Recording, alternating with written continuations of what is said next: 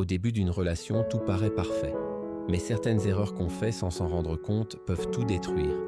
Aujourd'hui, je te révèle les 10 erreurs les plus courantes à éviter absolument si tu veux construire une relation saine, stable et passionnée. Erreur 1, aller trop vite. Tu rencontres quelqu'un, c'est le coup de foudre. Et 3 jours après, tu veux déjà tout partager. Mais l'amour, ce n'est pas une course. Laisse le temps à la complicité de se construire.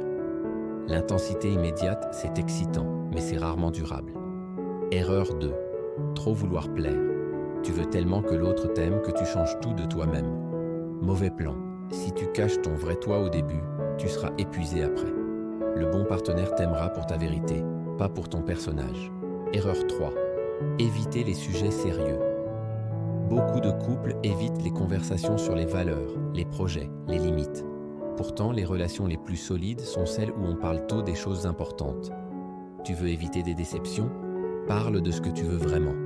Erreur 4. Être tout le temps collé. On adore être ensemble, ok. Mais si dès le début tu supprimes ton espace perso, tu étouffes la relation avant qu'elle ne grandisse. L'amour respire mieux quand chacun garde son jardin secret. Erreur 5. Confondre passion et compatibilité. Ce N est pas parce que il/elle te fait vibrer que c'est est la bonne personne. La passion, c'est chimique. La compatibilité, c'est psychologique. Cherche quelqu'un avec qui tu peux être calme autant que passionné.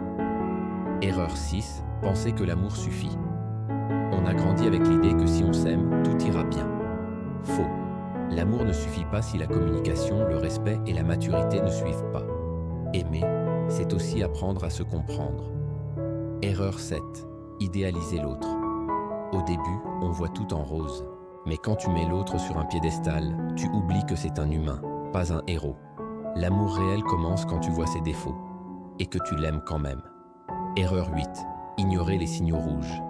Tu sens qu'il y a un truc qui cloche, mais tu dis « ça va s'arranger ». Non, les red flags ne disparaissent pas, ils grandissent.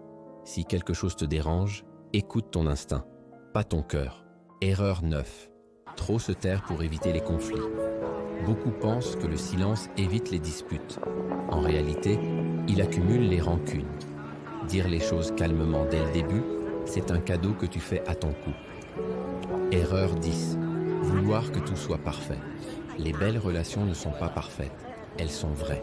Ce n'est pas le couple sans problème qui dure, c'est celui qui apprend à les gérer. Conclusion. Voilà les 10 erreurs les plus fréquentes au début d'une relation. Si tu t'es reconnu dans au moins une, c'est normal. Le but, ce n'est pas d'être parfait, c'est d'apprendre à aimer mieux. Dis-moi en commentaire, laquelle de ces erreurs tu as déjà faite? Abonne-toi pour plus de conseils sur l'amour, les relations et la communication de couple. Tu te souviens de ce moment où tout était magique? Ces messages qu'on s'envoyait à 2 heures du matin, ces promesses, ces regards, ces papillons dans le ventre à chaque « je t'aime ». Et puis, les années ont passé. Le quotidien s'est installé, les factures, les enfants, la fatigue, la routine. Aujourd'hui, toujours. Mais ce n'est plus comme avant. Si tu ressens ça, tu n'es pas seul. Et la vérité, c'est que ce n'est pas la fin de l'amour. C'est juste le début d'une nouvelle manière d'aimer. Dans cette vidéo, je vais te montrer comment raviver la flamme de l'amour. Comment retrouver cette connexion, cette complicité et ce désir, même après plusieurs années de relation. Reste bien jusqu'à la fin, parce que je vais te donner une clé que la plupart des couples ignorent. Partie 1. Pourquoi la flamme s'éteint? On dit souvent, la passion ne dure pas. En réalité, ce n'est pas la passion qui disparaît, c'est notre attention qui l'aime toujours. Mais ce n'est plus comme avant. Si tu ressens ça, tu y vas. Au début, on regarde l'autre avec curiosité, on l'observe, on l'admire. Après quelques années, on le regarde sans vraiment le voir. 3 choses éteignent la flamme. La routine émotionnelle. On s'installe dans un confort rassurant, mais qui étouffe la surprise. Le manque de nouveauté. Le cerveau a besoin de découvertes pour s'activer. Sans nouveauté, il s'endort. Les responsabilités. Travail, stress, enfants, obligations. On finit par donner tout à tout le monde, sauf à la personne qu'on aime. Mais bonne nouvelle, l'amour ne s'éteint pas. Il attend juste qu'on le rallume consciemment. Partie 2. Reconnecter émotionnellement. La première flamme à rallumer, ce n'est pas la passion physique, c'est la connexion émotionnelle. Parce qu'avant de se toucher, il faut se comprendre. Parle, écoute, sans jugement, sans interruption. Pose des questions simples. Comment tu te sens en ce moment? Qu'est-ce qui te rend heureux, dernièrement? Merci pour le dîner. Merci d'être là. Ces petites phrases rallument plus de chaleur qu'un bouquet de fleurs. Souvenez-vous. Ressortez des photos, parlez de votre premier rendez-vous. Cela réactive les émotions positives du passé. Quand on se remémore les bons souvenirs, notre cerveau relibère de la dopamine et de l'ocytocine, les hormones du lien et du bonheur. Partie 3. Réveiller le désir et la complicité. 8. Beaucoup pensent que le désir s'éteint avec le temps. En réalité, il s'éteint avec la prévisibilité. Le désir a besoin d'un peu de mystère, d'un peu de distance, d'un peu de surprise. Faites quelque chose de différent ensemble. Un nouveau lieu, un week-end improvisé, une activité que vous n'avez jamais faite. Le cerveau adore les premières fois et ses émotions se réassocient à votre partenaire. Réapprenez à vous séduire. Change ton style, envoie un message inattendu. Taquine l'autre comme au début. Et surtout, crée du contact physique sans attente. Une main dans les cheveux, une caresse dans le dos, une étreinte de 10 secondes. Le corps a une mémoire affective. Ces gestes réveillent le lien inconscient du couple. Partie 4. Redonnez du sens à votre nous. Après plusieurs années, on oublie parfois pourquoi on s'est choisi.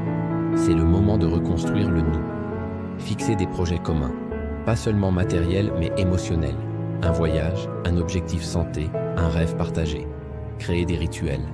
Le dîner du vendredi, du dimanche, le câlin du soir. Ces repères renforcent la sécurité affective. Célébrez vos victoires. On a tenu bon. On a traversé ça ensemble. Ces phrases nourrissent le sentiment d'équipe. Et dans un couple, se sentir en équipe, c'est rallumer la flamme la plus puissante, la complicité. Partie 5. Les erreurs qui éteignent l'amour. Attendre que l'autre fasse le premier pas. Si tu veux que ça change, commence. Aimer, c'est agir. Croire que l'amour, c'est comme avant. Non, l'amour évolue. Il devient plus profond, plus tranquille, plus vrai. Se comparer au début. Les débuts, c'est la découverte. Aujourd'hui, c'est la construction. Laissez le silence s'installer. Les couples ne meurent pas de disputes, ils meurent d'indifférence. Chaque mot, chaque geste, chaque regard peut être une braise. Conclusion. L'amour ne meurt pas avec le temps. Il meurt quand on arrête d'y croire, d'y investir, d'y rêver.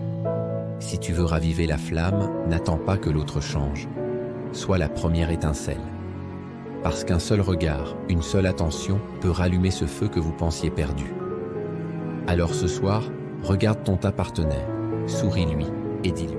Et si on rallumait notre flamme, juste toi et moi? Parce que le véritable amour, c'est de choisir chaque jour la même personne. Abonne-toi si tu veux développer ton mindset, ta discipline et ta liberté en couple. Il y a des questions qu'on n'ose pas poser, parce qu'on a peur de la réponse, parce qu'on se dit « et si ça cassait quelque chose ?» Et pourtant, ce sont ces questions-là, les plus tabous, qui nous rapprochent vraiment. Aujourd'hui, on va parler de 10 questions puissantes.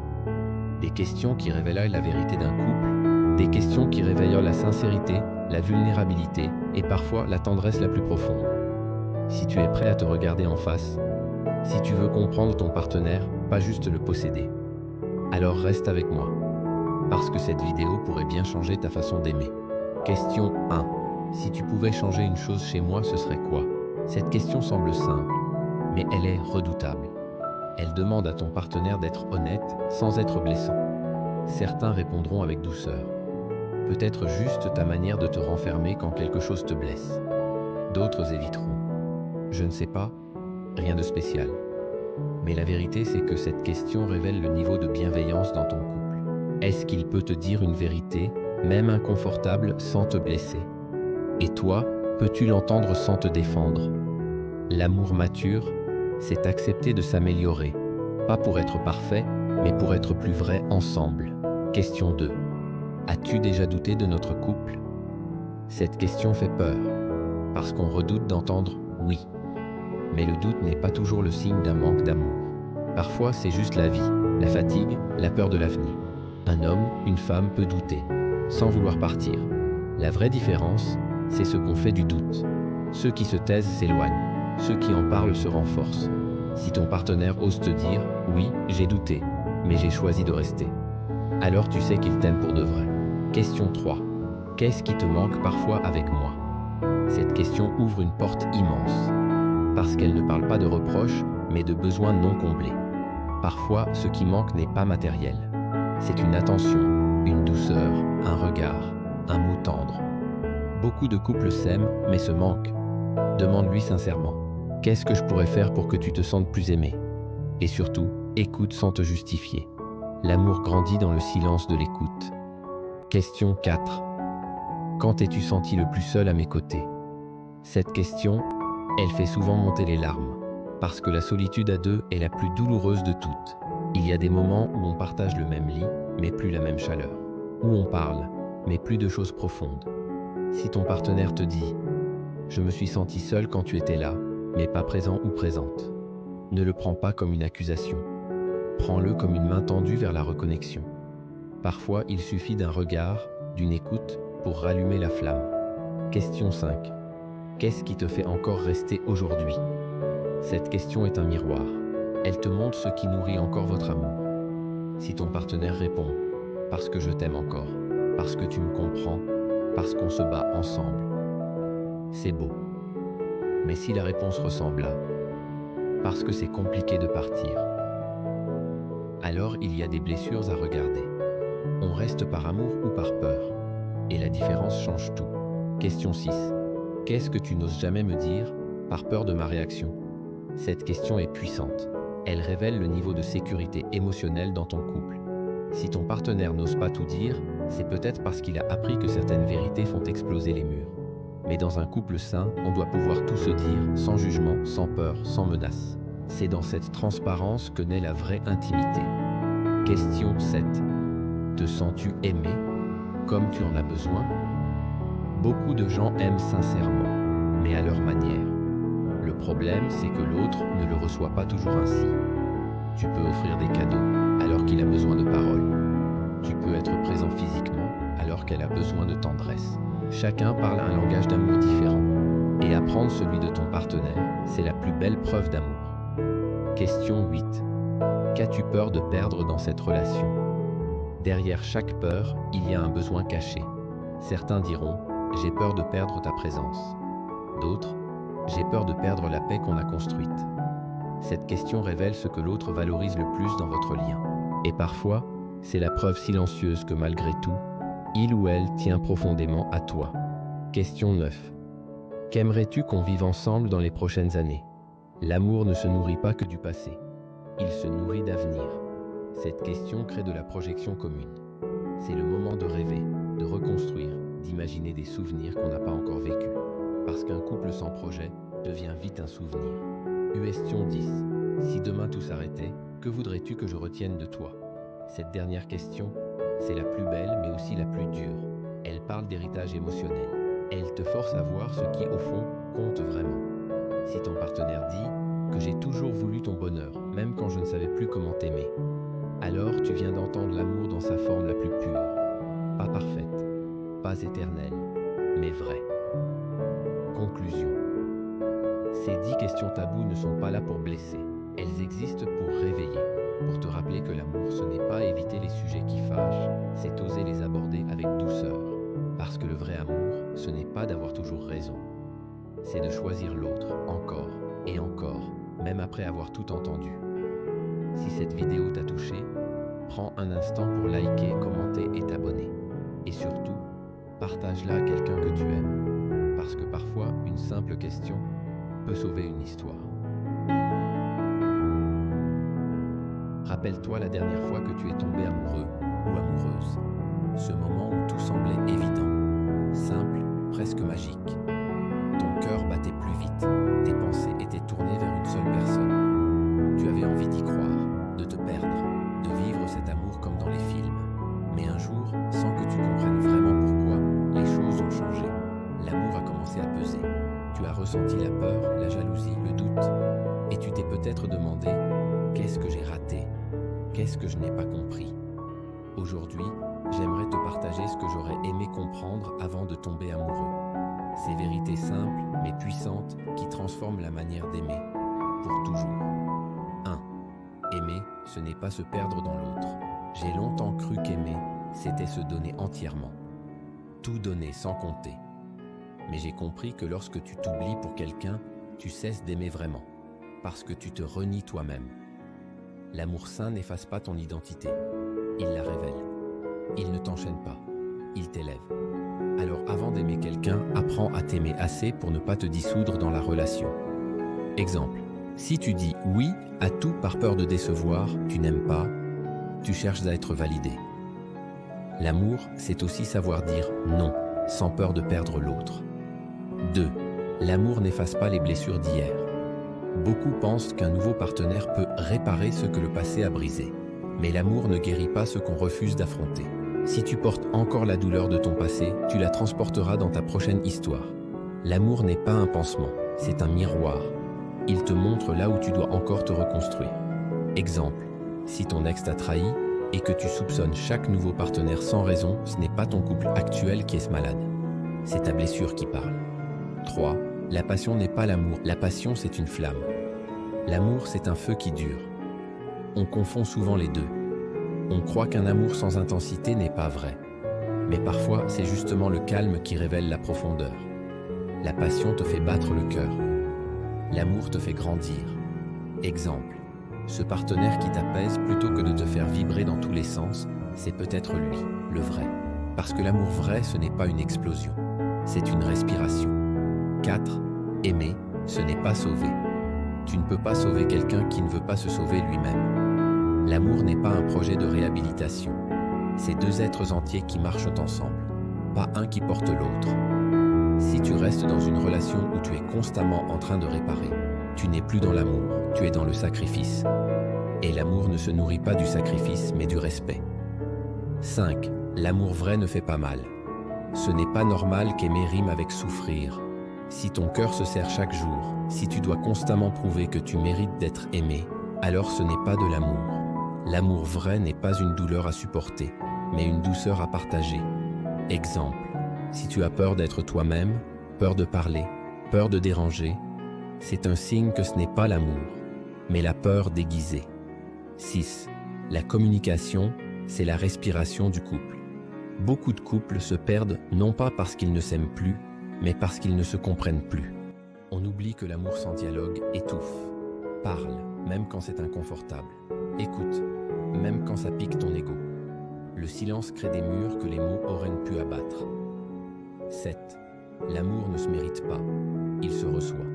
Tu n'as rien à prouver pour être aimé, et si quelqu'un t'aime uniquement quand tu fais ce qu'il veut, ce n'est pas de l'amour, c'est du contrôle. L'amour sain te voit dans tes forces et dans tes failles. Il t'accepte sans condition, pas quand tu es parfait, mais justement quand tu es vrai. 8.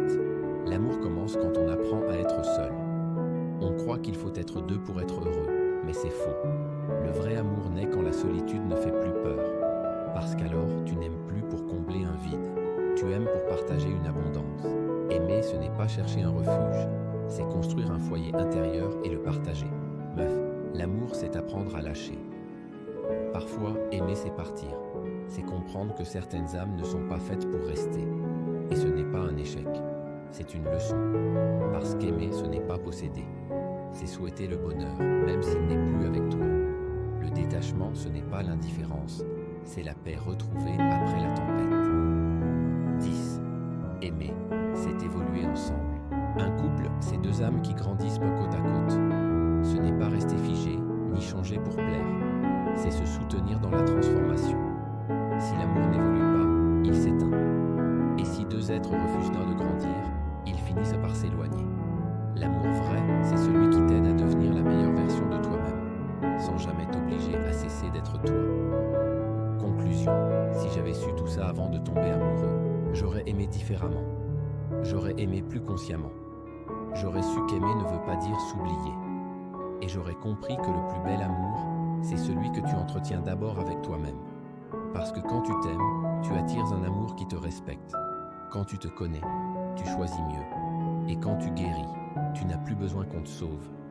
L'amour ne commence pas à deux. Il commence quand tu décides de t'aimer assez pour aimer mieux. Like, partage et envoie cette vidéo à quelqu'un qui croit encore à l'amour.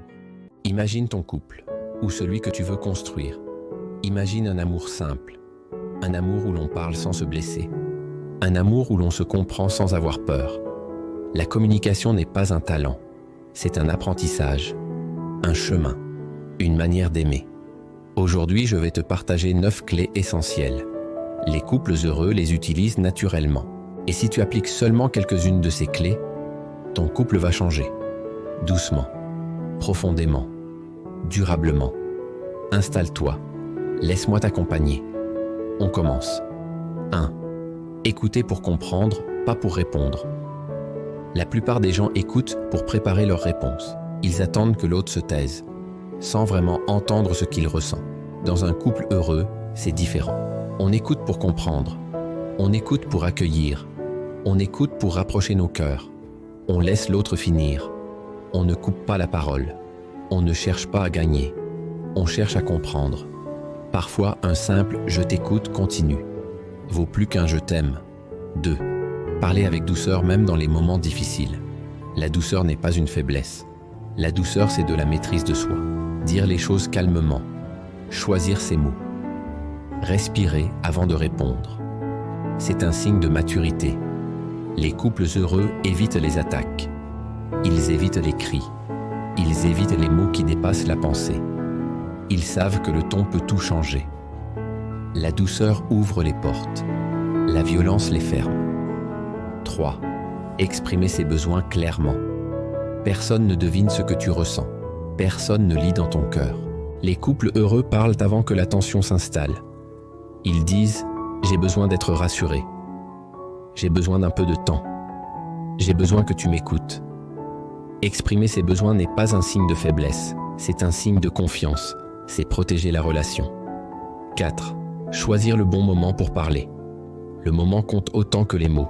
Parler quand l'autre est fatigué, stressé ou en colère. C'est courir vers le conflit.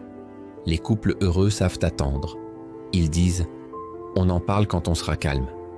Laisse-moi quelques minutes. » Ils choisissent le bon moment. Ils privilégient la paix. Ils savent qu'une discussion réussie dépend du timing. 5. Se rappeler que vous êtes une équipe. Dans un couple heureux, personne ne cherche le coupable. On cherche une solution. Ensemble. On ne dit pas toi contre moi. On dit nous contre le problème. Cette vision change tout. Elle enlève les tensions. Elle renforce le lien. Elle crée un sentiment de sécurité. 6. S'excuser rapidement et sincèrement. S'excuser ne te diminue pas. Cela renforce votre relation. Les couples heureux ne laissent pas l'ego contrôler la situation. Ils savent reconnaître leurs erreurs. Ils savent dire « je suis désolé, j'aurais pu mieux réagir ». Une excuse sincère peut réparer ce que des heures de silence détruisent. 7. Valider les émotions de l'autre. Valider ne veut pas dire être d'accord. Valider signifie reconnaître que l'autre a le droit de ressentir ce qu'il ressent. Je comprends que tu sois blessé. Je vois que ça t'a fait mal. Ces phrases apaisent, elles sécurisent, elles rapprochent. On ne peut pas aimer quelqu'un si on ignore ses émotions. 8. Éviter les mots qui détruisent. Certains mots frappent plus fort que des gestes. Les couples heureux les évitent. Ils évitent les insultes, les humiliations, les comparaisons, les menaces, les « tu fais toujours », les « tu ne fais jamais ». Ils choisissent la vérité, mais sans violence. 9. Dire régulièrement des phrases qui rassurent. Les couples heureux nourrissent leur amour chaque jour. Ils utilisent des phrases simples mais puissantes. Merci. Je suis fier de toi. Tu comptes pour moi. Je t'aime. Ces phrases sont comme de l'eau pour une fleur. Elles entretiennent la relation. Elles créent un climat de paix. Elles renforcent l'intimité. Conclusion. La communication n'est pas seulement ce que l'on dit. C'est ce que l'autre ressent quand on parle. Chaque mot peut blesser ou réparer. Chaque silence peut éloigner ou apaiser. Aujourd'hui, tu as découvert 9 clés. Si tu en appliques une seule, ton couple va déjà évoluer. Si vous les appliquez toutes les deux, votre amour deviendra plus profond, plus doux, plus solide. Merci d'avoir pris ce moment pour vous. Merci d'avoir écouté avec le cœur. Une bonne communication ne rend pas un couple parfait. Elle le rend plus fort, plus doux, plus solide. Si cette vidéo t'a touché, abonne-toi pour d'autres messages d'amour et de guérison. Partage-la à quelqu'un qui veut comprendre l'amour. Tu sais, il y a des mots qui coupent plus qu'un couteau. Des silences plus lourds qu'une porte qui claque. Des regards qui tuent la tendresse, juste un instant, mais profondément. Après une dispute, Un cœur ne se brise pas toujours en éclats. Parfois, il se fissure doucement. Et si on n'y prend pas garde, ces fissures deviennent des murs. Mais la bonne nouvelle, c'est qu'un cœur peut guérir. L'amour, lui, peut se réparer, si on apprend comment. Aujourd'hui, je vais te partager 12 façons sincères et puissantes de réparer un cœur blessé après une dispute. Pas des astuces miracles, mais des gestes vrais, humains, qui recréent la connexion. 1. Le silence doux, la pause qui soigne. Après une dispute, le silence peut être une arme, ou un baume. Il y a le silence qui punit, celui où on ferme les portes. Et il y a le silence qui respire, celui qui dit « Je veux me calmer avant de te parler ». Exemple, au lieu de quitter la pièce en claquant la porte, dis doucement « J'ai besoin de quelques minutes pour me recentrer. Je reviens te parler quand j'aurai retrouvé mon calme ». Ce simple geste change tout, parce qu'il montre que tu veux préserver le lien, même dans le conflit. 2. La reconnaissance sincère. Dire « Je t'ai blessé et je le regrette ». Parfois, on cherche à se justifier. On veut expliquer pourquoi on a crié ou pourquoi on a dit ces mots durs. Mais ce que l'autre a besoin d'entendre, c'est juste « Je suis désolé, je t'ai blessé et ce n'était pas ce que je voulais ». Ce n'est pas une faiblesse, c'est une force émotionnelle. Reconnaître la douleur qu'on a causée, c'est offrir à l'autre la permission de guérir. 3. Le contact physique, guérir par le toucher. Les mots ne suffisent pas toujours, mais une main posée sur l'épaule, un câlin silencieux, ou même juste un regard tendre peut réparer des heures de tension. Exemple, après une dispute, ne dis rien. Assieds-toi près de ton partenaire doucement. Pose ta main sur la sienne. Ce geste dit « Je suis toujours là, je ne t'abandonne pas ». C'est simple, mais c'est puissant.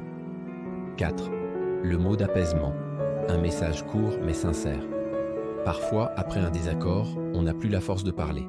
Alors écris, un message court, vrai qui vient du cœur. Je n'ai pas les bons mots ce soir, mais sache que je tiens à toi. Je ne veux pas que cette dispute efface tout ce qu'on est. Ce n'est pas la longueur du message qui compte, c'est la vérité qu'il contient.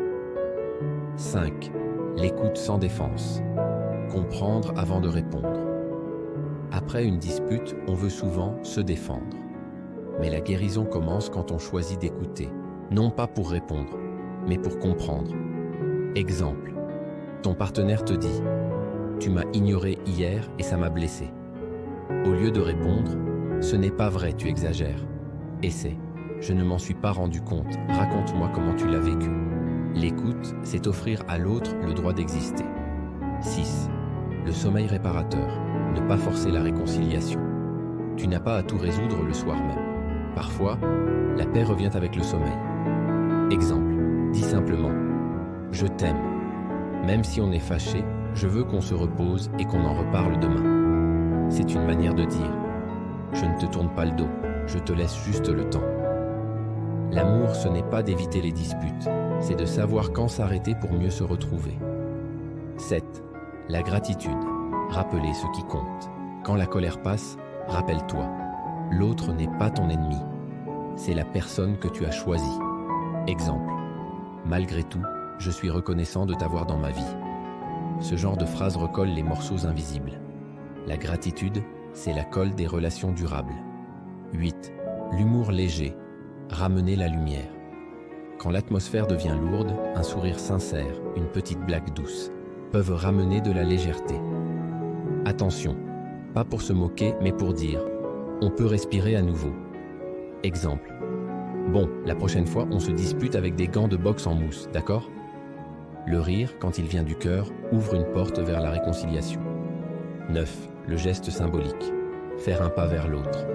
Prépare son plat préféré, mets une chanson qu'il aime ou laisse une note sur son oreiller. Je sais qu'on s'est blessé, mais je veux qu'on avance ensemble. Les petits gestes valent 1000 mots. Ils montrent l'intention de réparer, même quand les mots n'y arrivent plus. 10. Le regard sincère. Reconnecté par les yeux. Regarde-le, regarde-la. Pas pour accuser, pas pour pleurer, mais pour dire sans un mot « Je t'aime encore, je suis là ». Les yeux parlent un langage que les disputes ne détruisent pas. C'est dans le regard que renaît la confiance. 11. La patience. Ne pas forcer le pardon. Un cœur blessé a besoin de temps. Ne presse pas ton partenaire avec « tu m'en veux encore » ou « tu n'as pas encore tourné la page ». Le pardon n'est pas un bouton magique, c'est un chemin. Montre par tes actes que tu veux reconstruire et laisse l'autre venir quand il sera prêt. 12. Le « je t'aime » sans condition. Pas le « je t'aime » pour calmer, pas le « je t'aime » pour se faire pardonner, mais le « je t'aime » vrai. Celui qui dit « même quand c'est dur, je choisis encore de t'aimer ». C'est ce « je t'aime » là qui répare tout, parce qu'il ne demande rien, il offre. Conclusion. L'amour réparé est plus fort. Un cœur blessé peut devenir plus fort qu'avant, parce qu'il apprend à aimer avec conscience, parce qu'il sait que la tendresse ne s'impose pas, elle se construit. Alors, si tu traverses une tempête, souviens-toi, ce n'est pas la dispute qui détruit un couple, c'est le manque de réparation après. Apprends à guérir ensemble, parce que l'amour, c'est deux âmes imparfaites qui refusent d'abandonner. Si cette vidéo t'a touché, abonne-toi pour d'autres messages d'amour et de guérison. Partage-la à quelqu'un qui traverse une période difficile, parce qu'un mot parfois peut réparer un cœur. Aujourd'hui, je veux parler aux couples qui traversent une tempête, à ceux qui pensent au divorce, à ceux qui disent « je n'en peux plus », à ceux qui se sentent fatigués, blessés, découragés, à ceux qui se demandent « est-ce qu'on peut encore réparer ? Est-ce que ça vaut encore la peine ?» Tu n'es pas seul. Beaucoup de couples arrivent à ce point de rupture, pas parce qu'ils ne s'aiment plus, mais parce qu'ils ne savent plus comment s'aimer. Tu vas peut-être entendre des phrases qui te touchent. Tu vas peut-être te reconnaître. Tu vas peut-être comprendre des choses nouvelles. Ou peut-être que ce message va sauver ton couple. Ce que je te demande, c'est simple. Écoute. Juste écoute. Laisse ton cœur respirer. Partie 1. Comprendre la crise. La plupart des couples pensent au divorce pour 3 raisons simples. La douleur, l'épuisement, la perte d'espoir. Pas par manque d'amour. Pas par manque de désir. Pas par manque de sentiments, mais parce que l'accumulation a été trop forte, trop longue, trop lourde. La douleur qu'on ne dit pas finit par casser. La fatigue qu'on ignore finit par exploser. Les frustrations qu'on laisse dormir finissent par empoisonner. Très souvent, le problème n'est pas l'autre. Le problème, c'est le silence. Le problème, c'est le non-dit. Le problème, c'est ce qu'on garde dans son cœur sans oser l'exprimer. Et quand on n'en peut plus, on pense que tout arrêter est la seule solution. Mais avant de casser ce que vous avez construit, avant de briser ce que vous avez protégé, prends un moment. Un seul. Pour comprendre. Parce que parfois ce n'est pas la fin. C'est juste le point où vous devez apprendre autrement. Partie 2. Pourquoi l'amour ne suffit pas? On nous a fait croire que l'amour suffit. Mais ce n'est pas vrai. L'amour ne remplace pas la communication. L'amour ne remplace pas le respect. L'amour ne remplace pas les efforts. L'amour ne remplace pas la patience. Tu peux aimer profondément quelqu'un et quand même souffrir. Tu peux aimer sincèrement quelqu'un et quand même vouloir partir. Tu peux aimer très fort quelqu'un et quand même avoir l'impression d'être seul. Pourquoi? Parce que l'amour est une base, pas une garantie, pas un pilier unique, pas une assurance. Un couple ne tient pas juste avec de l'amour. Il tient avec le dialogue, la compréhension, la remise en question, l'empathie, l'envie de réparer. On ne quitte pas un couple parce qu'on ne s'aime plus. On le quitte parce qu'on ne sait plus se protéger mutuellement. Partie 3. Comment on en arrive au bord du divorce? Personne ne se réveille un jour en disant « Tiens, je vais divorcer ». Ça arrive après des mois, parfois des années. Petit à petit, les blessures s'accumulent. Les déceptions se répètent. Les disputes se transforment en habitudes. Les silences deviennent des murs. On arrête de se regarder. On arrête de s'écouter. On arrête de se parler. On arrête de se choisir. Et un jour, on se dit « C'est trop. Je n'y arrive plus ». Dans ces moments-là, on voit seulement ce qui ne va pas. On oublie ce qui va encore bien. On oublie les bons souvenirs. On oublie ce qu'on a construit. On oublie ce qu'on peut encore sauver. On ne voit que la douleur. Mais la douleur n'est pas une preuve que c'est fini. La douleur est une preuve qu'il reste quelque chose, parce qu'on ne souffre pas de ce qui ne compte plus. On souffre de ce qu'on veut encore préserver. Partie 4. Le point de bascule. Dans chaque couple, il existe un moment précis où tout peut changer. Ce moment où on se demande « est-ce qu'on abandonne ou est-ce qu'on se bat encore une fois ?» Ce point de bascule arrive quand les cœurs sont fatigués, Les mots ne sortent plus. Les blessures étouffent l'amour. Ce moment est dangereux, mais il peut aussi être magnifique. Parce que c'est dans ces moments-là qu'on voit la vérité. On voit ce qu'on veut vraiment. On voit ce qu'on refuse de perdre. On voit ce qui compte encore. Le point de bascule peut être une fin, mais il peut aussi être un nouveau départ. Partie 5, ce qui peut être réparé. Maintenant, une vérité simple. Une vérité que beaucoup oublient. Une vérité qui peut changer ton histoire. Beaucoup de choses que vous vivez peuvent être réparées. Les disputes peuvent être apaisées. Les blessures peuvent être soignées. Les maladresses peuvent être corrigées. Les erreurs peuvent être reconnues. Les habitudes peuvent être changées. Ce qui détruit un couple, ce n'est pas un problème. Ce sont des problèmes ignorés. Tu n'es pas obligé de partir. Tu n'es pas obligé de tout casser. Tu n'es pas obligé de tout abandonner. Tu peux encore réparer. Tu peux encore apprendre. Tu peux encore modifier ta manière d'aimer. Tu peux encore sauver ton couple, si tu le veux vraiment. Si vous le voulez tous les deux. Parce qu'à deux, tout est encore possible. Partie 6. Comment commencer à se rapprocher pour éviter le divorce? Il faut recommencer à se parler. Avec calme, avec sincérité, avec respect. Voici des phrases simples, mais qui ouvrent des portes. J'ai besoin de te comprendre. J'ai envie qu'on se rapproche. Je suis prêt à faire des efforts. Je veux sauver notre relation. Je reconnais mes erreurs. Je veux qu'on essaie encore une fois. Ces phrases sont puissantes. Elles désarment. Elles apaisent.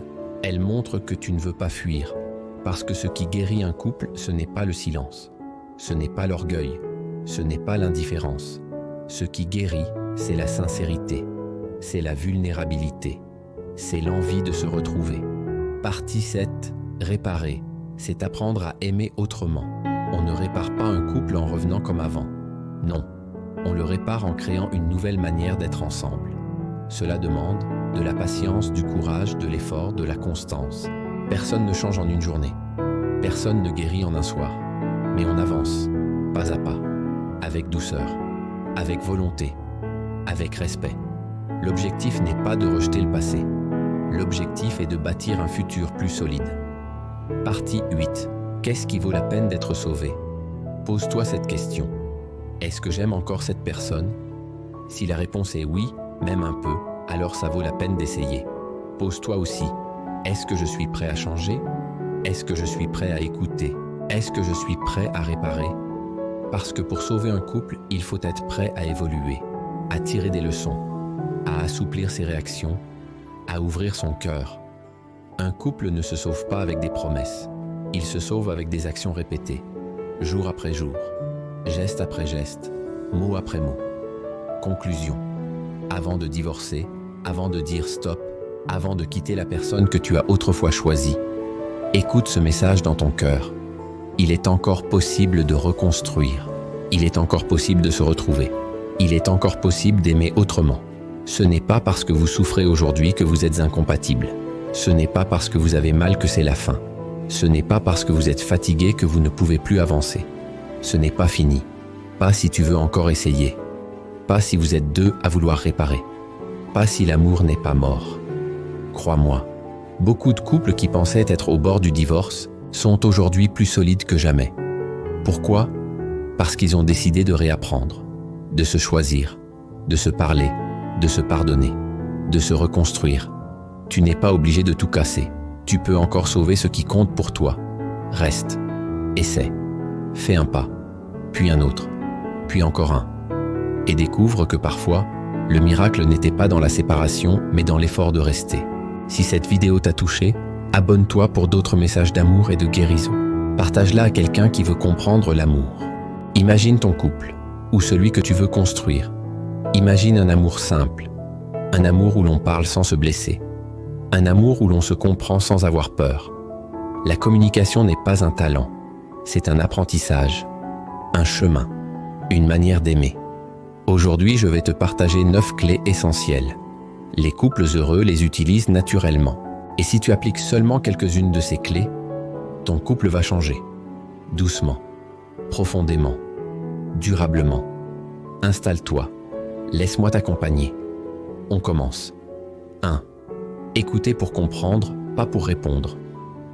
La plupart des gens écoutent pour préparer leur réponse. Ils attendent que l'autre se taise, sans vraiment entendre ce qu'il ressent. Dans un couple heureux, c'est différent. On écoute pour comprendre. On écoute pour accueillir. On écoute pour rapprocher nos cœurs. On laisse l'autre finir. On ne coupe pas la parole. On ne cherche pas à gagner. On cherche à comprendre. Parfois, un simple « je t'écoute » continue vaut plus qu'un « je t'aime ». 2. Parler avec douceur même dans les moments difficiles. La douceur n'est pas une faiblesse. La douceur, c'est de la maîtrise de soi. Dire les choses calmement. Choisir ses mots. Respirer avant de répondre. C'est un signe de maturité. Les couples heureux évitent les attaques. Ils évitent les cris. Ils évitent les mots qui dépassent la pensée. Ils savent que le ton peut tout changer. La douceur ouvre les portes. La violence les ferme. 3. Exprimer ses besoins clairement. Personne ne devine ce que tu ressens. Personne ne lit dans ton cœur. Les couples heureux parlent avant que la tension s'installe. Ils disent « j'ai besoin d'être rassuré. J'ai besoin d'un peu de temps. J'ai besoin que tu m'écoutes. » Exprimer ses besoins n'est pas un signe de faiblesse. C'est un signe de confiance. C'est protéger la relation. 4. Choisir le bon moment pour parler. Le moment compte autant que les mots. Parler quand l'autre est fatigué, stressé ou en colère. C'est courir vers le conflit. Les couples heureux savent attendre. Ils disent « on en parle quand on sera calme. Laisse-moi quelques minutes. » Ils choisissent le bon moment. Ils privilégient la paix. Ils savent qu'une discussion réussie dépend du timing. 5. Se rappeler que vous êtes une équipe. Dans un couple heureux, personne ne cherche le coupable. On cherche une solution. Ensemble. On ne dit pas toi contre moi. On dit nous contre le problème. Cette vision change tout. Elle enlève les tensions. Elle renforce le lien. Elle crée un sentiment de sécurité. 6. S'excuser rapidement et sincèrement. S'excuser ne te diminue pas. Cela renforce votre relation. Les couples heureux ne laissent pas l'ego contrôler la situation. Ils savent reconnaître leurs erreurs. Ils savent dire « je suis désolé ». J'aurais pu mieux réagir. Une excuse sincère peut réparer ce que des heures de silence détruisent. 7. Valider les émotions de l'autre. Valider ne veut pas dire être d'accord. Valider signifie reconnaître que l'autre a le droit de ressentir ce qu'il ressent. Je comprends que tu sois blessé. Je vois que ça t'a fait mal. Ces phrases apaisent, elles sécurisent, elles rapprochent. On ne peut pas aimer quelqu'un si on ignore ses émotions. 8. Éviter les mots qui détruisent. Certains mots frappent plus fort que des gestes. Les couples heureux les évitent. Ils évitent les insultes, les humiliations, les comparaisons, les menaces, les « tu fais toujours », les « tu ne fais jamais ». Ils choisissent la vérité, mais sans violence.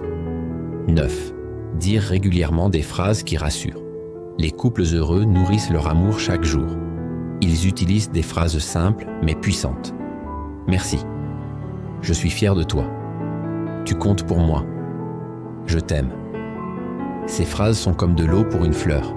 Elles entretiennent la relation. Elles créent un climat de paix. Elles renforcent l'intimité. Conclusion. La communication n'est pas seulement ce que l'on dit, c'est ce que l'autre ressent quand on parle. Chaque mot peut blesser ou réparer. Chaque silence peut éloigner ou apaiser. Aujourd'hui, tu as découvert 9 clés. Si tu en appliques une seule, ton couple va déjà évoluer. Si vous les appliquez toutes les deux, votre amour deviendra plus profond, plus doux, plus solide. Merci d'avoir pris ce moment pour vous. Merci d'avoir écouté avec le cœur. Une bonne communication ne rend pas un couple parfait. Elle le rend plus fort, plus doux, plus solide. Si cette vidéo t'a touché, abonne-toi pour d'autres messages d'amour et de guérison. Partage-la à quelqu'un qui veut comprendre l'amour. Il existe des femmes que les hommes apprécient, mais pas pour un engagement durable. Les hommes peuvent être attirés, ils peuvent être charmés, ils peuvent être séduits. Mais lorsqu'ils pensent à une vie sérieuse, à un mariage, à un avenir, certains comportements les font reculer immédiatement. Dans ce script, nous allons explorer 9 types de femmes que les hommes choisissent rarement pour un mariage. Le but n'est pas de juger, le but est de comprendre. Parce que comprendre permet d'avancer, et avancer permet de construire un amour plus solide. Installe-toi confortablement. respire et écoute avec un esprit ouvert. Type 1, la femme qui donne son corps trop facilement. Elle pense parfois que donner son corps rapidement crée un lien, ou que cela montre son affection, ou que cela prouve sa liberté. Mais beaucoup d'hommes interprètent cela autrement. Ils se demandent, si elle a dit oui aussi vite, l'a-t-elle fait avec d'autres? Puis-je lui faire confiance dans le futur? Les hommes sérieux voient l'intimité comme quelque chose de précieux. Ils veulent que ce soit spécial. Ils veulent que ce soit mérité. Quand une femme donne trop vite, le mystère disparaît. La connexion émotionnelle n'a pas le temps de se créer. Et la relation reste superficielle. Les hommes peuvent la fréquenter. Mais très rarement, ils envisagent un engagement durable. Type 2, la femme matérialiste. Elle veut une vie confortable. Elle aime les cadeaux. Elle aime la sécurité financière. Le problème n'est pas l'argent. Le problème est le message. Un homme peut penser « Elle ne m'aime pas. Elle aime ce que j'apporte. Si un autre homme a plus que moi, elle partira. » Une femme matérialiste attire souvent les hommes manipulateurs, les hommes joueurs, ceux qui veulent s'amuser, pas ceux qui veulent la construire. Elle obtient de l'attention, mais très rarement un engagement sérieux. Type 3. La femme colérique. La colère détruit l'amour. Elle détruit la communication. Elle détruit la paix. Un homme peut supporter beaucoup d'épreuves dans sa vie, mais une femme explosive, agressive ou insultante, il ne peut pas la choisir pour un futur. Il pense à la maison, il pense à l'ambiance, il pense aux enfants. Et il se dit, quelle sera sa réaction dans 10 ans? Vais-je vivre dans le stress permanent? La colère épuise, la colère use, la colère éloigne, même quand l'amour existe. Type 4, la femme autoritaire. Elle veut décider de tout, elle veut contrôler, elle veut diriger. Une femme forte n'est pas un problème. Une femme contrôlante, oui. L'homme se sent diminué. Il perd sa place, il perd sa masculinité, il perd sa liberté. Un homme veut une partenaire, pas une chef, pas une mère. Il veut une femme qui coopère, pas une femme qui commande. Type 5, la femme querelleuse. Elle cherche les disputes, elle critique, elle provoque, elle se plaint continuellement. Avec elle, le calme est rare, le repos est impossible, la paix disparaît. Un homme peut aimer cette femme, mais il sait que la vie de couple sera un combat permanent. Et aucun homme ne veut rentrer chez lui pour se battre. Il veut un espace de paix, de repos et de douceur. La femme qui fuit la paix fait aussi fuir l'homme. Type 6, la femme instable émotionnellement. Aujourd'hui, elle t'aime, demain, elle s'éloigne, puis elle revient, puis elle s'en va, puis elle menace, puis elle pleure. Cette instabilité épuise. Même les hommes les plus patients finissent par se vider émotionnellement. Le mariage demande stabilité, clarté, sécurité, prévisibilité. Un homme ne veut pas vivre sur des montagnes russes émotionnelles. Il veut une femme qui sait où elle va et qui sait ce qu'elle veut. Type 7, la femme qui ne sait pas communiquer. Elle ne dit pas ce qu'elle ressent. Elle boude, elle se ferme, elle accumule, puis elle explose. L'homme ne comprend jamais ce qui ne va pas. Il se sent perdu, il se sent attaqué, il se sent incompris. La communication est la base du couple. Sans communication, il n'y a pas de compréhension. Sans compréhension, il n'y a pas de confiance. Et sans confiance, il n'y a pas de futur. Type 8, la femme qui se victimise. Tout est toujours la faute de quelqu'un d'autre. Jamais la sienne. Elle ne reconnaît pas ses torts. Elle ne s'excuse pas. Elle ne se remet pas en question. Avec elle, l'homme porte tout le poids de la relation. Il devient responsable de ses émotions. Il devient responsable de ses colères. Il devient responsable de ses frustrations. À long terme, cette dynamique détruit le couple. Type 9, la femme qui ne respecte pas l'homme. Elle le critique, elle le rabaisse, elle le compare, elle minimise ses efforts. Pour un homme, le respect est vital. Le respect est l'équivalent de l'amour. Quand il n'y a pas de respect, le cœur de l'homme se ferme. Il devient distant, froid, fatigué. Puis il part mentalement d'abord, physiquement ensuite. Conclusion. Ces 9 types de femmes ne sont pas mauvaises. Ce sont des femmes qui ont simplement des comportements qui blessent, qui détruisent, qui éloignent. Mais rien n'est figé. Tout peut changer. Tout peut évoluer. Une femme peut devenir une partenaire stable, une femme solide, une femme douce, une femme respectée, une femme désirée, une femme choisie, Se remettre en question n'est pas une faiblesse, c'est une force. Et c'est souvent le début d'une transformation profonde. L'objectif est de les aider à reconnaître ces attitudes, les corriger si nécessaire et te rapprocher d'une relation saine, stable et respectueuse. Si cette vidéo t'a touché, abonne-toi pour d'autres messages d'amour et de guérison. Partage-la à quelqu'un qui veut comprendre l'amour. Ce que tu vas entendre maintenant, ce sont des vérités que très peu d'hommes savent exprimer. Des vérités que beaucoup ressentent, mais n'ont jamais su dire. Tu es peut-être là parce que tu aimes un homme. Tu es peut-être là parce que tu veux comprendre son silence, ses hésitations, ses gestes, ses peurs, ses contradictions. Ou peut-être que tu veux simplement comprendre l'amour, dans sa version masculine. Ce que je vais te révéler maintenant ne vient pas des théories.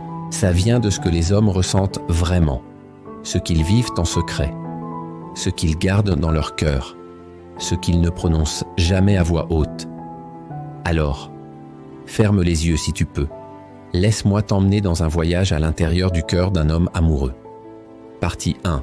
Quand un homme tombe amoureux, le choc intérieur. Quand un homme tombe amoureux, il ne comprend pas tout de suite ce qui lui arrive. Chez une femme, les émotions coulent souvent naturellement. Chez un homme, l'amour commence souvent par une confusion profonde.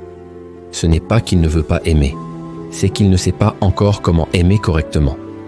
Et oui, même un homme adulte peut ressentir cet amour comme quelque chose de nouveau, intense, déstabilisant. Est-ce que je suis assez bien pour elle? Est-ce que je vais la perdre? Est-ce que je suis prêt? Et si je la déçois? Et si je ne suis pas à la hauteur? Les hommes ne disent pas ces phrases, mais ils les pensent. Je t'assure, ils les pensent très fort. Alors au début, un homme amoureux observe beaucoup. Il te regarde, il t'analyse doucement. Il se demande s'il peut te faire confiance, s'il peut te donner son cœur sans le regretter. Comprendre ça, c'est comprendre sa première étape dans l'amour, la peur de mal faire. Partie 2. L'homme amoureux protège, même en silence. Il y a quelque chose d'universel chez l'homme amoureux. Il veut protéger la femme qu'il aime. Pas toujours physiquement, mais émotionnellement, psychologiquement, énergétiquement. Il veut te voir sourire. Il veut que tu te sentes bien. Il veut que tu te sentes en sécurité avec lui. Même s'il ne le dit pas, il pense « Si elle est heureuse, moi aussi je le serai ». Alors il va arranger les petites choses, t'accompagner quelque part, porter des responsabilités sans parler, être présent à sa manière, discrète mais réelle. C'est l'un des premiers signes d'un amour sincère. Partie 3. Le langage des petits détails. Un homme amoureux te montre son amour par de petites choses que souvent, les femmes ne remarquent pas. Il se souvient de ce que tu aimes. Il remarque quand tu as changé quelque chose. Il pense à toi à des moments inattendus. Il dit des choses simples, mais sincères. Tu rentres bien? Tu as mangé? Tu veux que je t'accompagne? Pour certaines femmes, cela paraît banal. Pour un homme, c'est immense. C'est sa façon de dire « Tu comptes plus que tu ne le crois ». Partie 4. Les peurs d'un homme amoureux. Ce que les femmes ignorent souvent, c'est que les hommes ont peur d'aimer trop fort. Oui, vraiment. Parce qu'aimer, pour un homme, c'est perdre un peu de contrôle. Et ça, c'est difficile pour beaucoup d'hommes. L'homme amoureux a 3 grandes peurs. 1. Peur de ne pas être suffisant. Peur de ne pas plaire, de ne pas correspondre, de ne pas impressionner. 2. Peur d'être rejeté. Même un homme fort peut souffrir énormément du rejet. 3. Peur de perdre la femme qu'il aime. Même si rien ne va mal, cette peur existe. Et elle le rend parfois maladroit, jaloux, distant ou trop intense. Partie 5. Comment un homme montre son amour. Un homme amoureux ne parle pas beaucoup, mais il agit beaucoup. Il montre son amour à travers sa présence, sa disponibilité, sa constance, son soutien, ses sacrifices, sa patience. Un homme amoureux n'agit pas pour impressionner. Il agit pour rassurer, pour te construire un espace de stabilité. Partie 6. Quand un homme commence à se confier. Attention, c'est l'un des signes les plus puissants. Quand un homme commence à raconter son passé, parler de ses blessures, de ses projets, de ses doutes, de ses faiblesses, c'est qu'il t'ouvre la porte vers l'endroit le plus fragile de lui-même. Et un homme n'ouvre pas cette porte à n'importe qui. S'il t'y fait entrer, c'est qu'il t'aime profondément. Partie 7. L'homme amoureux construit dans sa tête avant de construire dans la réalité. Il te voit dans son futur. Il t'imagine dans sa vie. Il pense à long terme. Il ne le dit pas toujours, mais il te projette dans ses plans. Et si tu fais partie de ces projets silencieux, c'est que tu es déjà dans son cœur. Partie 8. Les tests inconscients. Les hommes testent sans vouloir tester. Ils observent tes réactions. Ils vérifient la sécurité émotionnelle. Ils regardent comment tu gères. La colère, la déception, la frustration, la contradiction. Un homme amoureux veut vérifier que, si je lui donne mon cœur, est-ce qu'elle va en prendre soin? Partie 9. L'homme amoureux devient meilleur. L'amour transforme un homme. Il veut s'améliorer. Mieux travailler, mieux se comporter, mieux vivre, devenir quelqu'un dont tu peux être fier. Un homme amoureux change naturellement. Pas par obligation, par volonté profonde. Partie 10. Ce que l'homme amoureux attend en retour.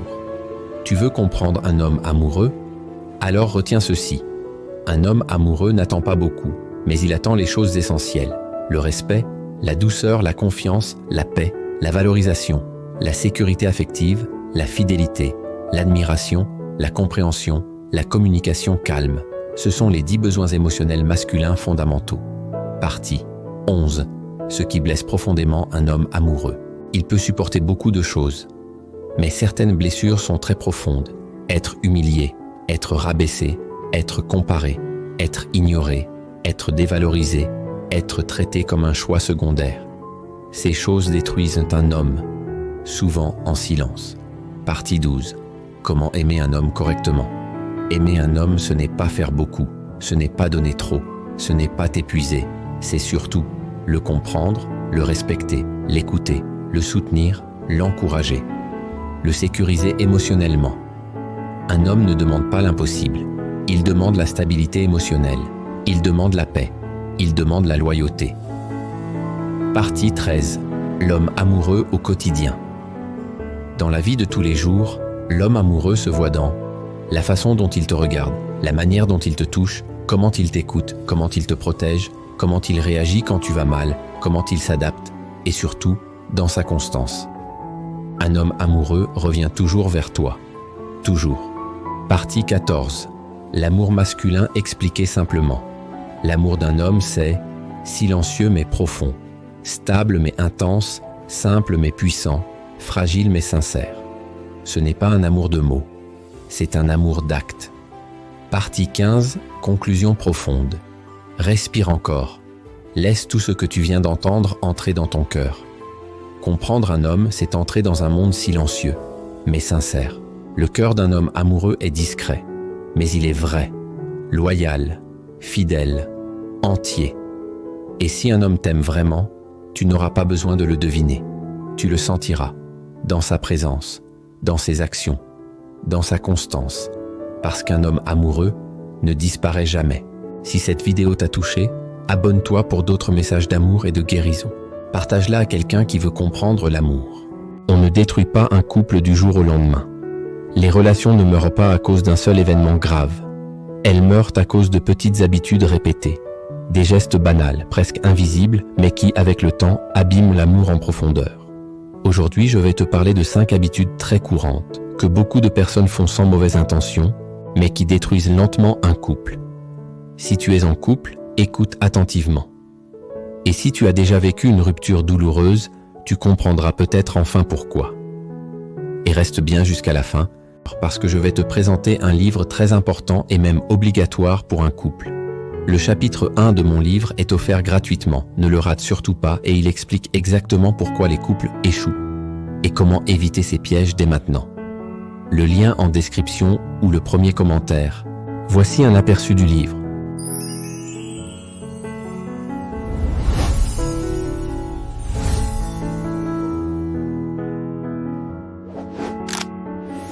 Découvrez enfin les secrets des couples qui durent vraiment. 1. Se mettre vite en colère. La colère n'est pas le problème, c'est la manière dont on la gère. Dans beaucoup de couples, au moindre désaccord, on élève la voix, on coupe la parole, on parle sous l'émotion. Quand on se met vite en colère, on n'écoute plus, on attaque. Exemple concret, ton partenaire dit quelque chose qui te blesse. Au lieu de dire calmement « ça m'a fait mal », tu réagis par « tu es toujours comme ça ». Tu ne penses jamais à moi. À ce moment-là, le problème initial disparaît et une guerre commence. À force, le partenaire se ferme et vite les discussions marchent sur des œufs. Un couple ne se détruit pas parce qu'il y a des disputes, mais parce que la colère devient un langage habituel. 2. Ne pas communiquer après une dispute. C'est l'une des erreurs les plus destructrices. Après un conflit, certains couples choisissent le silence, l'évitement, la distance émotionnelle. On se dit « je vais me calmer, le temps va arranger les choses ». Mais en réalité, le silence n'apaise pas. Il accumule. Exemple. Une dispute éclate le lundi. On ne parle plus pendant 2 ou 3 jours. On reprend une discussion normale, sans jamais revenir sur ce qui a blessé. Résultat, les non-dits s'accumulent, la rancœur s'installe, la connexion disparaît. Un couple solide ne fuit pas les conversations difficiles. Il apprend à réparer après les conflits. 3. Accuser avant de vérifier les faits. C'est une habitude très courante et extrêmement toxique. Accuser sans vérifier, c'est juger sans comprendre. Exemple. Ton partenaire rentre tard. Tu penses immédiatement « il me ment, il ne me respecte pas, il cache quelque chose ». Au lieu de demander calmement, tu attaques. Je sais très bien ce que tu fais. Tu n'es pas honnête. Même si ton partenaire est innocent, le mal est déjà fait. À force d'être accusé injustement, on se sent incompris, fatigué, injustement jugé. Et un amour qui se sent constamment suspecté finit par s'éteindre. 4. Se mettre toujours en priorité. Au lieu du couple, l'amour n'est pas l'effacement de soi. Mais ce n'est pas non plus l'égoïsme. Dans certains couples, chacun pense d'abord à lui. Ses besoins passent toujours en premier, l'autre devient secondaire. Exemple. Tu prends des décisions importantes sans consulter ton partenaire. Sortie, projet, finances, temps. Petit à petit, l'autre se sent exclu, non considéré, inutile dans la relation. Un couple fonctionne quand chacun se demande parfois « qu'est-ce qui est bon pour nous ?» Pas seulement « qu'est-ce qui est bon pour moi ?» 5. Chercher à rendre son partenaire jaloux. C'est souvent fait inconsciemment. Pour se rassurer, pour se sentir désiré, pour tester l'amour de l'autre. Mais c'est une erreur grave. Exemple. Flirter volontairement, parler d'autres personnes pour provoquer, publier dans le but de faire réagir. Au lieu de renforcer l'amour, cela crée l'insécurité, la méfiance, la peur de perdre. L'amour n'a pas besoin de manipulation pour exister. Un partenaire rassuré est plus fidèle, plus présent, plus aimant. Conclusion, si tu reconnais certaines de ces habitudes, ne te juge pas. La plupart des couples échouent non pas par manque d'amour, mais par manque de conscience. La bonne nouvelle, c'est que les habitudes se corrigent. Un couple peut guérir quand on apprend à se calmer avant de parler, on communique après les conflits, on vérifie avant d'accuser, on pense « nous » avant « moi », on rassure au lieu de provoquer « souviens-toi ». L'amour ne demande pas la perfection, il demande de la maturité émotionnelle. Et parfois, changer une habitude peut sauver toute une relation. Maintenant, voici le livre qui peut tout changer.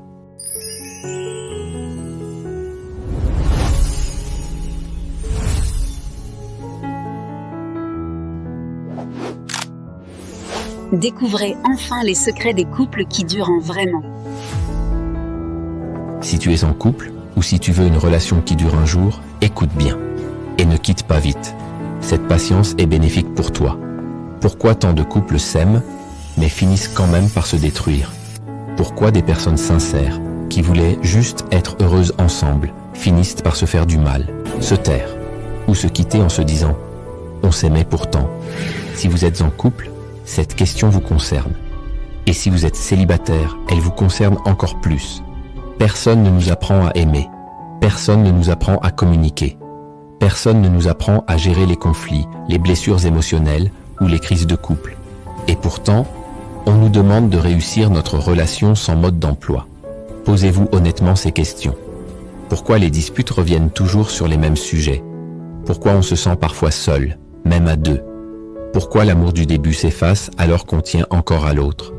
Pourquoi la communication devient froide, agressive ou silencieuse?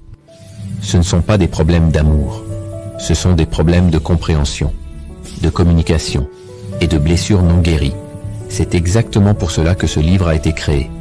Les secrets des couples qui durent. Un guide clair, concret, sans promesses irréalistes. Un livre qui vous aide à comprendre ce qui détruit les couples. Et surtout, comment éviter ces pièges. Et voici quelque chose d'important. Le chapitre 1 est offert gratuitement. Le lien est juste en dessous, le premier commentaire ou dans la description. Son titre est simple mais puissant. Comprendre pourquoi les couples échouent et comment éviter ces pièges. Dans ce chapitre, vous allez découvrir pourquoi même les couples amoureux échouent, les erreurs invisibles que presque tout le monde commet, les illusions de l'amour romantique, et ce qui détruit lentement une relation sans qu'on s'en rende compte. Une seule lecture peut déjà changer votre façon de voir l'amour. Maintenant, parlons franchement. Si vous ne lisez pas ce livre, vous risquez de répéter les mêmes erreurs, de revivre les mêmes conflits, de perdre une relation importante sans comprendre pourquoi, ou de croire encore une fois que ce n'était pas la bonne personne. Alors que le vrai problème, c'est qu'on ne vous a jamais appris comment aimer intelligemment. Ce livre vous aide à mieux communiquer sans vous blesser, comprendre profondément votre partenaire, guérir les blessures émotionnelles, gérer les crises sans tout casser, raviver l'amour, le désir et la complicité, et construire une relation stable, saine et durable. Que vous soyez en couple ou célibataire, ce livre vous rendra plus conscient, plus mature émotionnellement et plus solide. Après le chapitre gratuit, le livre complet est disponible au prix de 5 € seulement, en promotion. 5 €. Moins qu'un café. Moins qu'un repas. Mais peut-être l'un des meilleurs investissements pour votre vie amoureuse. Alors la vraie question est simple. Qu'est-ce que vous risquez le plus? Lire ce livre ou continuer à aimer sans comprendre? Le lien est juste en dessous. Le premier commentaire ou dans la description, commencez par le chapitre gratuit et faites un choix conscient pour votre futur amoureux.